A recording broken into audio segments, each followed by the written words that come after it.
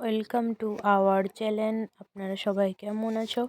আশা করি খুব ভালো আছো, আর আমিও ভালো আছি। আর আমি সকালবেলা রুটিন শেয়ার করছি তোমাদের সঙ্গে।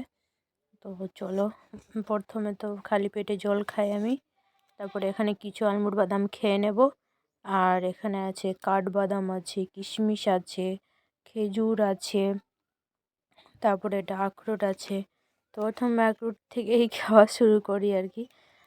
তো চলো ঠাকুরটা খাই। আর এই যে দেখো, আমার দাদার ছেলেটা প্রচণ্ড জ্বালাচ্ছে। আর তারপরে এই যে দেখো কীভাবে জ্বালাচ্ছে ও। এখানে কাঠবাদাম ছাড়িয়ে নেব।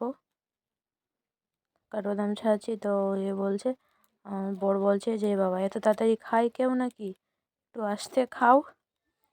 বলছি ঠিক আছে, আস্তেই খাচ্ছি।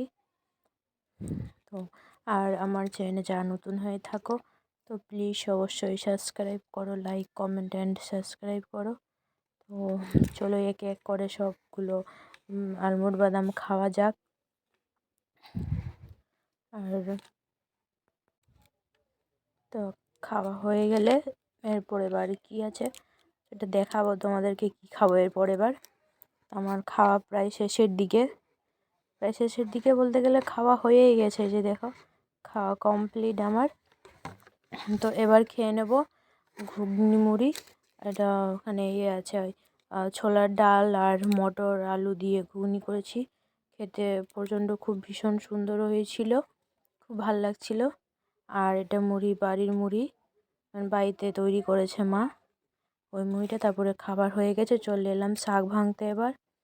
আর দেখো রৌদ্র কত করেছে, আমি এই রৌদ্রের মধ্যে শাক ভাঙছি তাড়াতাড়ি করে। আমার বর শাক খেতে খুব পছন্দ করে, ওর জন্য এতটা কষ্ট করে শাক ভাঙা রৌদ্রতে, অনেক রৌদ্র হচ্ছিল।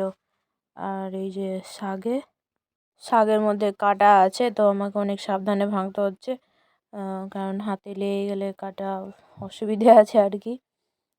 তো চলো তাড়াতাড়ি করে ভেঙে নিচ্ছি, অনেক রোদ লাগছে, আর থাকতে পারছি না। তো চলে এলাম শাক ভেঙে বাড়ি। আর এই যে এটা হলো সজনে ডাঁটার পাতা, ওটার শাক হবে।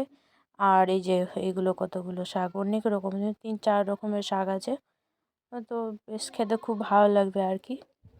আর জেঠিমা আমাকে এঁচড় দিয়েছিল, ওটার এঁচড় তরকারি হবে আজকে। তো চলো এঁচড়টাও দেখিয়ে দিই। ছোট ছোট এখন এঁচড় আছে, খেতে ভালো লাগবে। এই যে কত ছোট আছে, একটা বড় আছে আর একটা একটু ছোট আছে। তো আমার এখান থেকে ব্লগটা এন্ড করছি। টাটা।